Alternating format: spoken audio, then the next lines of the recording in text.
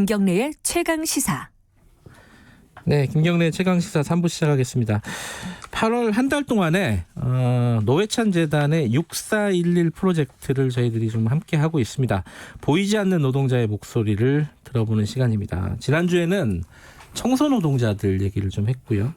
이번 주에는 핵발전소, 원자력 발전소의 원전 노동자 얘기입니다.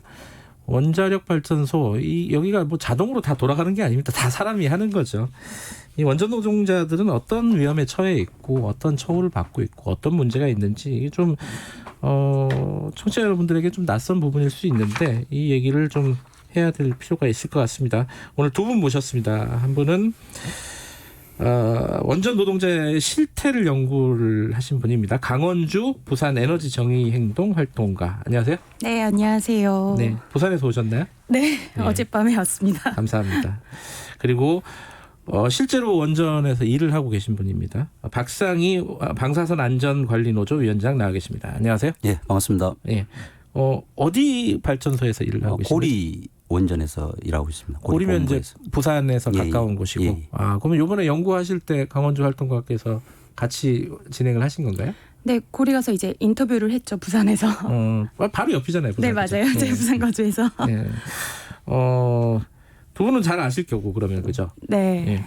예. 에너지 정의 행동 여기는 어떤 데인지 간단하게 얘기를 하고 시작을 해야겠죠? 부산에서 탈핵 운동하고 있는 단체고요. 탈핵 운동. 네, 네. 그래요. 박 위원장께서는 언제부터 고리 원전에서 일을 하신? 저는 98년 6월에 입사했습니다. 그럼 20년이 훌쩍 넘었네요, 그죠? 넘었습니다. 지금도 현업을 하고 계신 거고요. 예, 하고 있습니다. 그래요. 어떤 일을 하고 계세요? 우리 쉽게 얘기하면은 원전 내에 네.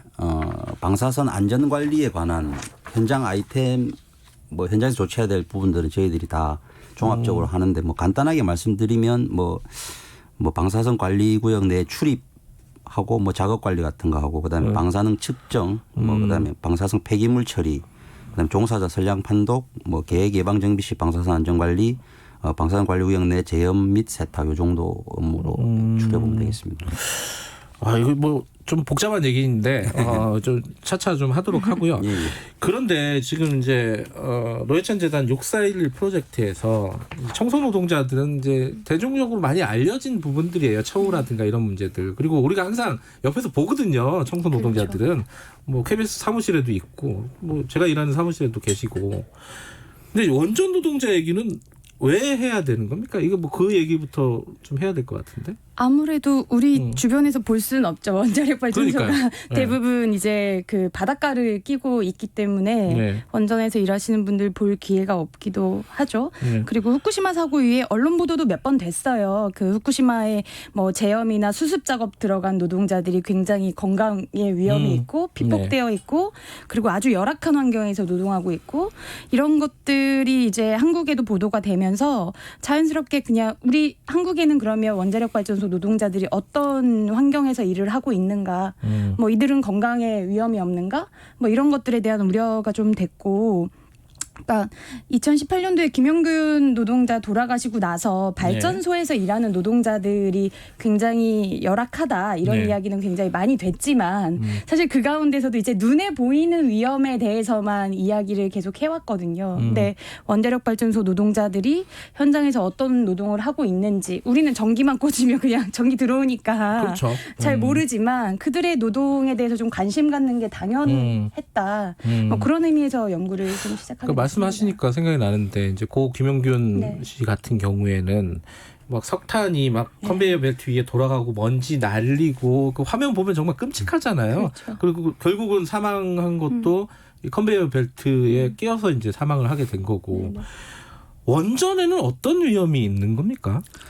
말 그대로 이제 화력 발전소는 이제 연료를 석탄을 쓰기 때문에 그렇죠. 그런 분진에 대한 어떤 그런 좀 열악한 환경이지만 원자력 발전소 같은 경우에는 이제 해결료를 쓰니까 그러다 보니까 이제 방사선에 대한 어떤 그런 피폭을 저희들은 이제 감수를 하고 수반될 수밖에 없고 왜냐하면 현장에서 하는 어떤 행동들이나 아이템들은 다 이제 협력업체들이 다 하고 있거든요. 그다음에 한수원 지원들 같은 경우 다 한 명 한 명이 개개인이 다 감독자들이다 보니까 뭐 그 사람들이 작업 오다를 내리면 저희들은 현장에 조치를 해야 되는데 이게 방사선은 이제 오감으로 체크가 안 되니까 네. 피폭을 저희들이 받아도 뭐 진짜 사고 시에 뭐 후쿠시마처럼 그런 뭐 사고 시에 받는 상당한 많은 양의 피폭이 아니고 저희들이 지금 이걸 받았을 때 어떤 지금 당장 뭐 이상이 없다 보니까 느낄 수가 없죠. 근데 이제 어쨌든 피폭은 되는 거고 뭐 어떻게 보면 뭐 저도 개인적으로 20년 정도 일을 하면서 상당히 많은 피폭 일반인들보다 많은 피폭을 받고 하는데 이제 그거에 대한 그 어떻게 보면은 이 정도 피폭을 받았을 때 몸에 어떤 이상이 발생된다는 아직 연구 결과가 없다 보니까 이게 어떤 나중에 추후에 어떻게 내 몸에 작용할지는 알 수가 없죠. 잠깐 이게 이제 피폭이라는 게 이제 방사능을 쏘인다 쉽게 말하면 뭐 그런 거잖아요. 근데 일할 때 막 이렇게 뭐 보호장갑? 실제로 보지는 못했지만 영화 같은 거 보면은 이렇게 막 이렇게 쓰고 하잖아요. 우주복 같은 거 막 있고 그러면 괜찮은 거 아니에요? 아니죠. 이제 그렇지 않아요? 그거는 이제 입자가 이렇게 이 피부나 이 사람 인체에 묻는 걸 방지하는 거고 방사선은 엑스레이처럼 우리 감마 레이가 우리 몸을 투과하는 거기 때문에 그걸 그거에 입어도 대해서는 투과가 되는 거예요? 그럼요. 아 그래요? 네. 아니 저 이해가 안 되는 게 이 원자력 발전이 핵 발전이 시작된 거는 꽤 오래전이잖아요. 2차 세계대전 이후잖아요. 그렇죠. 한국에서도 40년이 넘었죠 지금. 거의 근데 40년. 왜 그런 어떤 연구 결과가 없는 거예요? 어느 정도 피폭이 되면 어느 정도 건강 이상이 없다.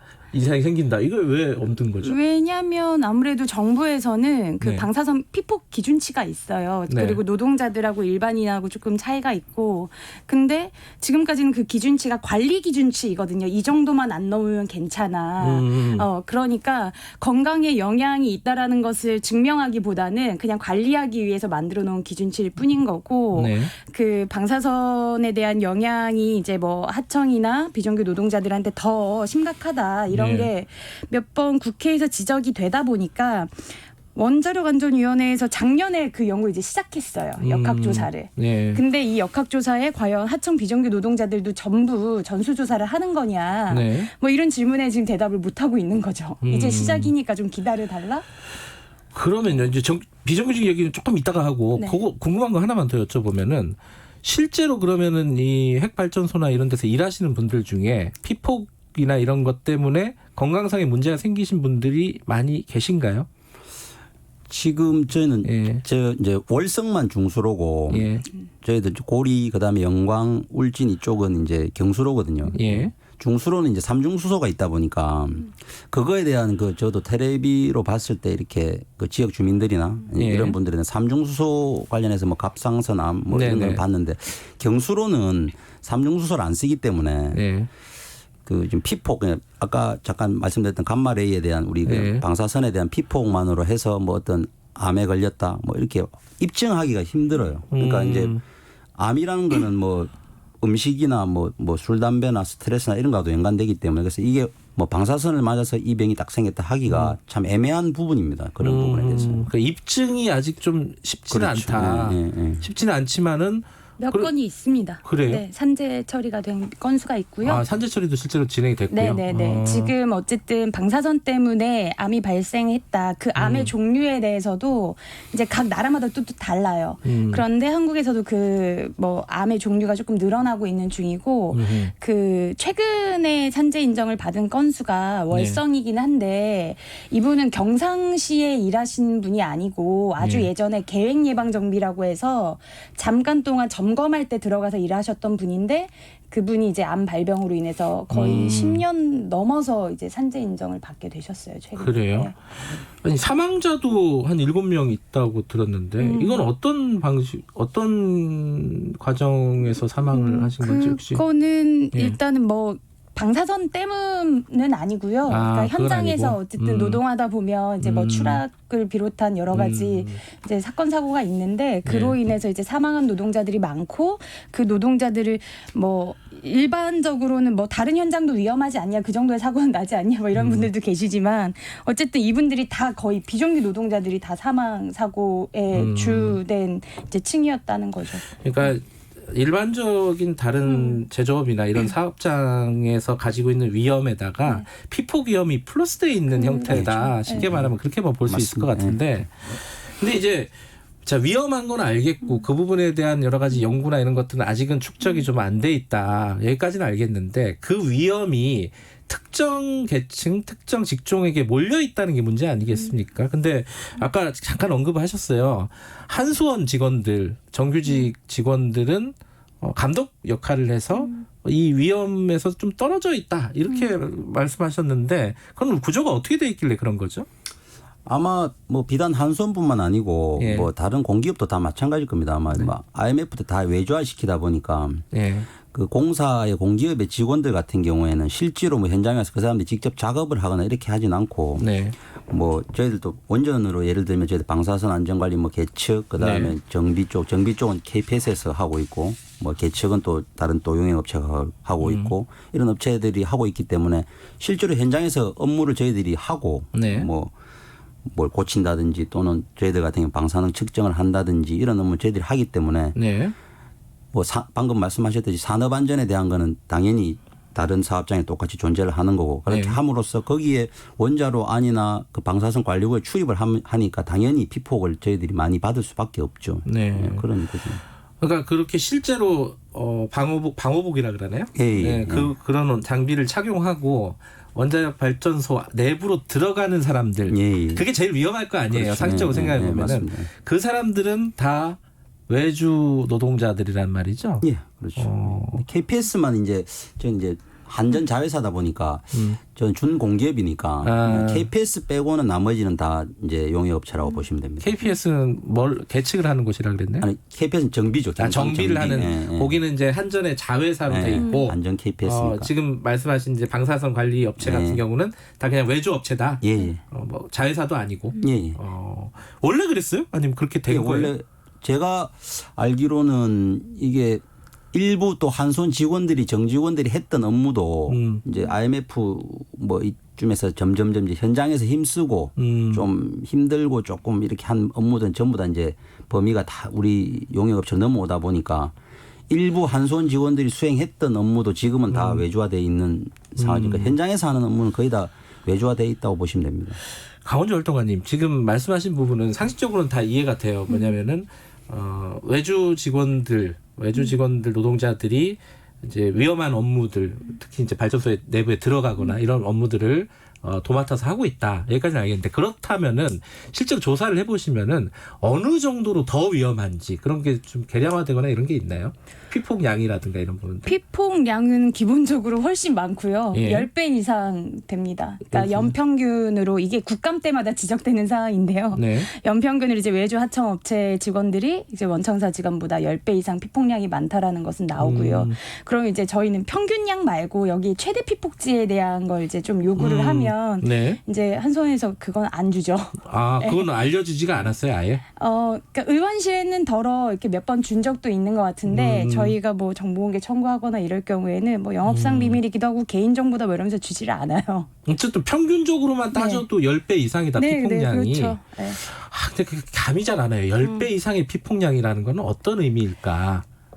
기본적으로 아까 말씀드렸지만 이제 기준치라는 게 있어요. 연간 뭐 최대 맞을 수 있는 맞는다는 표현 좀 그렇긴 한데 뭐 5년간 100mS인데 네. 그러면 이제 그 기준치만 안 넘으면 된다는 거예요. 그러면 이분들이 막 일을 하시다가 이제 과피폭 될 것 같으면 이제 현장 업무가 아니라 뭐 일반 운영 업무라든지 이런 데로 또 빠지시기도 하거든요. 예. 근데 말씀하셨던 것처럼 위원장님 말씀대로 현장에서 그 액션 플랜이라고 표현을 하시던데 예. 뭐 측정하고 뭐 이런 업무들 다 외주 업체 노동자들이 하니까 근데 일반 시민들은 그걸 잘 모르잖아요. 그냥 엄청난 최첨단 설비에서 뭐 일하고 계시는 줄 알고 방사능이나 이런 것들 다 잘 관리되고 있다라고 단추 하나 누르면 자동으로 다 되는 줄 그렇죠. 알아요. 보통. 우리가 그런 예. 예전에 뭐 아톰 시대 뭐 이런 거 보다가 그러니까 그런 것들 때문에 방사선이라는 것이 이제 뭐 피부에 느껴지지도 않고 뭐 냄새도 안 나고 막 이러니까 그 현장에서 얼마만큼 지금 갑작스럽게 많이 피폭되는지 이런 거는 그냥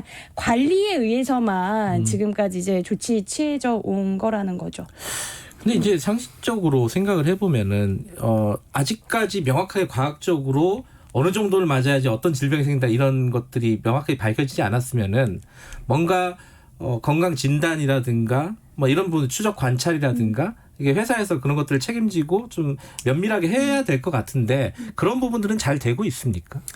그러니까 지금 그 방사선 피폭에 대한 영향을 두 가지로 나누는데 네. 결정론적 영향이 있고 확률론적 영향이 있거든요. 결정론적 그 영향이 뭔가 하면 네. 쉽게 말씀드리면 얼마를 맞았을 때 뭐 예를 들어서 뭐 우리 눈이 안 보인다거나. 제일 뭐 우리 생식기 네. 쪽에 이제 뭐 계멸이 되고 그다음에 이제 뭐 우리 눈이 안 보인다든지 그다음에 이제 이렇게 되는 게 그거는 상당히 높은 양이에요. 그러니까 네. 단위를 말씀드리면 지금 뭐 일반 청취자분들이 모르실 것 같아서 상당히 그러니까 우리 뭐 30워트 뭐 70워트 뭐 치사설량 그런 거는 정해져 있어요.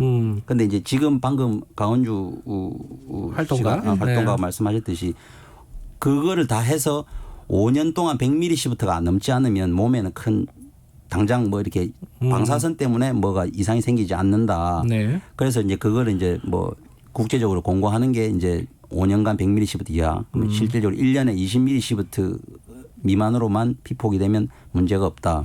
이제 그 수준에서 그냥 관리만 하는 거죠, 그냥. 아마 뭐 우리나라뿐만 아니고 다른 나라에서 다 그렇게 하지 않고 있겠나. 근데 뭐 저설량에 대한 연구가 많지 않긴 하는데 저설량으로 이렇게 피폭되는 거. 근데 외국에서는 저설량 피폭에 의한 뭐 건강 영향에 이제 문제가 있다. 그래서 이것에 대해서 추적 관찰들을 하는 곳들이 있어요. 근데 우리나라 그걸 안 한 거예요, 지금까지. 뭐 지역 주민들이든 뭐 노동자들이든 그리고 뭐 건강 검진이나 이런 것 부분들도 일상적으로 차별이 있었던 거죠. 그러니까 네. 원청사 직원들은 1년에 뭐 그런 보편적인 건강검진 우리가 받듯이 그런 것도 받지만 이제 방사선에 의한 건강 영향에 대한 건강검진도 그래도 주기적으로 잘 해온 편이었고 하청업체 같은 경우는 최근에서야 그래요? 그런 걸 받기 시작한 거거든요. 아. 네, 후쿠시마 사고 나고 막 이렇게 하도 이제 방사선 무섭다 막 이렇게 나오니까 그리고 국감에서 계속 지적이 되니까 그 이후에서야 이제 건강검진도 조금 받게 되는 상황이 된 거죠. 그러니까 그 네. 전에는 그러니까 후쿠시마 그 사태 전에는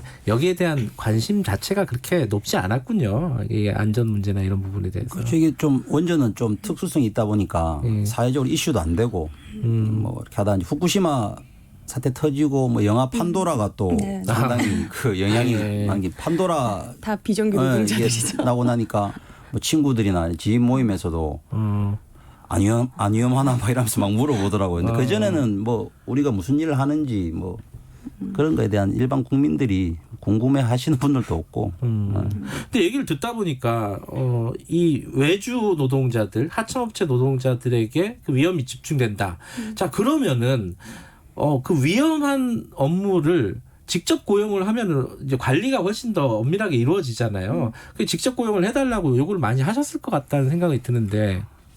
뭐 지금 이슈가 됐던 거는 이제 문재인 정부가 이제 그 2017년 5월 9일 날 당선되고 12일 날 인천 국제공항 이렇게 방문해서 뭐 대통령이 비정규직 제로 시대로 만들겠다 하면서 이제 근데 좀 3일 만에 그렇게 해버리는 바람에 제가 고용노동부도 많이 찾아갔었는데 그 나름 거기 뭐 사무관들도 대통령이 그렇게 먼저 딱 이렇게 준비 과정 없이 제가 봤을 때는 이 비정규직 문제가 원전뿐만 아니고 사회 전반적으로 IMF에 너무 많이 외주화됐던 것 같아요. 근데 이거를 갖다가 정규직으로 전환하는 데 있어서 상당히 사회적으로 시끄러운 문제가 많을 건데 이거를 좀 가이드라인을 잘 준비를 해서 6개월이든 1년이든 이렇게 해서 했어야 되는데 가이드라인 자체도 너무 졸속으로 하다 보니까 그 공기업별로 알아서 자율적으로 해라 이런 식으로 나와 있어요. 주요 내용이 보면. 그래서 원전 노동자들은 어때요? 그럼 들어가 있어요? 그러니까 생명 안전과 관련된 거 그다음에 예. 또 뭐가 또 여기 있는가 하면은 원전 관련된 거는 다 뭐 직고용하겠다 뭐 어떤 그런 것도 있었는데 정책에 예. 대통령 그 공약집에 있었는데 그게 하나도 안 지켜지고 지금 지켜지지 않았다. 네, 그래서 지금 저희들도 그 국회도 국감 때도 찾아다니고 했는데 2019년 3월 달에 또 저희들 국회 다시 가서 토론회 하면서 늦어도 2019년 연말까지는 원전 업무 외주 금지에 대해서 네. 그 업무 분야를 그 우리 원래는 원안법에 다 돼 있거든요. 지금 아까 제가 말씀드렸던 몇 가지 업무에 대해서는 직고용을 해라. 원래는 사업자가 하게끔 법에 돼 있어요. 원전 사업자가 발전 사업자가 하게끔 돼 있는데 예외상을 하나 이렇게 두고 있어요. 뭐 부득이한 경우에는 뭐 발전 사업자 직접 하지 아니해야 된다. 그건 예외 말 그대로 예외상이 법이 없는 게 그것만 삭제해 주면 되는데 그거 예외상 하나로 해서 지금 저희들 외주화하고 있는 건데 실제로 저희들은 지금 어떻게 보면 원전이 지금 고리 1호기 같은 경우는 네. 폐로가 들어갔습니다. 그런데 폐로는 발전을 안 한다는 게 그게 폐로고 네. 이게 방사선 관리구역에 있는 모든 뭐 방사능을 네. 내는 물질들이 완전히 방사능 관리구역이나 방사선 관리구역 이런 게 완전히 풀이가 될 때까지 가장 마지막에 현장에서 나와야 될 직종이 저희 직종이거든요. 근데 이게 이제 저희들이 뭐 드럼도 만들고 하는데 이런 업무를 갖다가 저희도 3년짜리 용역이다 보니까 실제로 또 저임금이다 보니까는 뭐 일하다가 또 다른 직장 막 구하면 나가버려요. 예. 그런데 이게 계속 추적 관리가 돼야 되는데 이 직종을 과연 이제 정규직에 전환 안 하면 도대체 무슨 직종을 정규직에 전환하는 건지. 그 정규직 전환 안 되는 이유가 뭐예요, 활동가님? 아무래도 이제 한수원에서 일하시던 분들 퇴직하시고 자회사가 아니라 하청업체 사장들로도 많이 가시고. 아. 네, 그러니까 이제 이후에 나 퇴직 이후에 이제 일자리이기 때문에 특히나 이제 단순 노무나 뭐 한정 KPS 하청 같은 경우는 지금 자회사 전환까지 받고 있는데 예. 이제 방사선 쪽은 안 받겠다는 거죠. 아, 그게 또 핵피아, 뭐, 네, 네, 뭐 핵마피아. 원자력 마피아, 뭐 이런 거와 또 연관이 있군요. 그렇죠. 이게 시정이 안 된 이유가. 알겠습니다. 이게 좀 낯선 얘기라서 청취자분들에게 이해를 좀 이렇게 많이 시키려고 노력을 하다 보니까 시간이 여기까지 길어졌네요. 네. 자, 오늘 여기까지 드릴게요. 고맙습니다. 네, 고맙습니다. 수고하셨습니다. 6411 프로젝트 연구하신 강원주 활동가 그리고 박상희 방사능 안전관리노조 위원장이었습니다. 지금 시각은 8시 51분입니다.